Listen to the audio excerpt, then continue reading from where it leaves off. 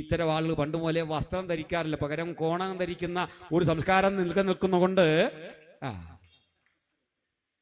എന്നോട് ആരോ പറഞ്ഞു ഇതിനൊക്കെ പകരം വേറെ ഇച്ചിരി നല്ല ഭാഷയിൽ അത് പറഞ്ഞ് ഞങ്ങൾക്ക് മനസ്സിലാവാത്തതുകൊണ്ട് ആ ഭാഷ ഞാൻ പറയാം. ഇപ്പൊ സോപ്പ് എന്നുള്ളതിന്റെ മലയാളം മാലിന്യ ദുരീകരണ പദയുൽപാദന പിണ്ഡം എന്നാണ്. മാലിന്യ ദുരീകരണ പദയുൽപാദന പിണ്ഡം.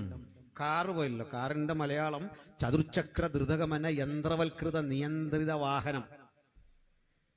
ഇത് എന്ന് വിളിച്ച ടാക്സിക്കാരൻ തല്ലിരും എന്ന് പറഞ്ഞ പോലെ കൗവീനം എന്നൊക്കെ ഇനി പേരുണ്ട്, എല്ലാവർക്കും പിടികിട്ടൂല, അതിനുവേണ്ടി പറഞ്ഞു പോയെന്നേ ഉള്ളൂ.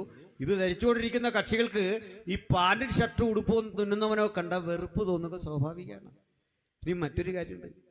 അപ്പോൾ നമുക്ക് ഇത് കഴിഞ്ഞ് ഓരോ ചായ കിട്ടുക എന്ന് സങ്കല്പിക്കുക. നമ്മുടെ ജിനു തങ്കച്ചൻ അങ്ങനെ ഒരു തോന്നൽ വന്നു കഴിഞ്ഞാൽ ഇപ്പം നമുക്ക് വേണ്ടെന്ന് പറയാൻ പറ്റുമോ? അത്രയും വിനയമുള്ളവരാരും വിടില്ല. നമ്മൾ ഈ ചായ കുടിച്ച് കഴിഞ്ഞ് ഈ ഗ്ലാസ് എല്ലാം ഇവിടെ ഇട്ടിട്ട് പോവാം. പോലീസ് കേസ് വരും, അത് വേറെ കാര്യം. ഈ ഗ്ലാസ് ഇട്ടിട്ട് പോകുന്ന ആളിനെ അല്ലെങ്കിൽ തെരുവിനെ മലിനമാക്കുന്നവനെ നമ്മൾ വിളിക്കുന്നത് സാർ. ആ മാലിന്യം പെറുക്കി മാറ്റുന്നവൻ എന്തോ കുറഞ്ഞ ആൾ. അപ്പോൾ സമൂഹത്തെ മലിനപ്പെടുത്തുന്നവൻ മാന്യൻ, അത് വൃത്തിയാക്കുന്നവൻ മോശം. ഇതാരാ പഠിപ്പിച്ചേ?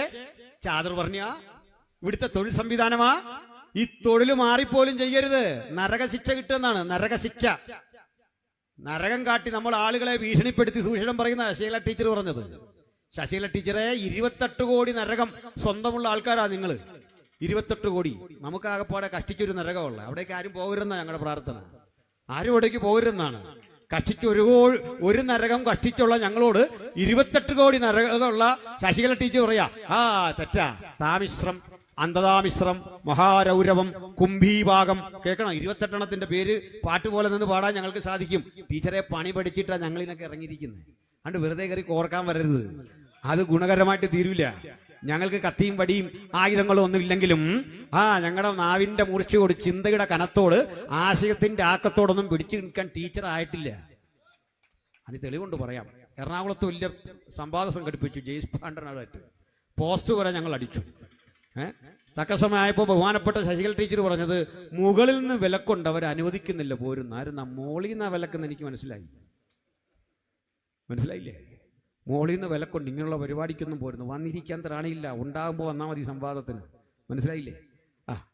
ഞാൻ നീട്ടണില്ല, പിണങ്ങിയൊന്നും പറയല്ല. ഞാനിപ്പോഴും പറയാറുണ്ട് അവരെ ടീച്ചറെ എന്ന് വിളിക്കരുത്. ഇല്ലില്ല, ഞങ്ങൾ ബഹുമാനിച്ച് ഇടപെട്ടു, ഒരു കുഴപ്പമില്ല. എന്നെ നിരന്തരം ആക്ഷേപിക്കുന്ന ഒരാളായിരുന്നു പരേതനായ എൻ ഗോപാലകൃഷ്ണൻ സാർ. ഞാൻ ഇതുവരെ അദ്ദേഹത്തെ മോശമായി തിരിച്ചു പറഞ്ഞില്ല. മരിച്ചു കഴിഞ്ഞപ്പോഴും ഞാൻ അദ്ദേഹത്തിൻ്റെ ഒരു പോസ്റ്റിട്ട് ആദരാഞ്ജലി അർപ്പിക്കുകയാണ് ചെയ്തത്.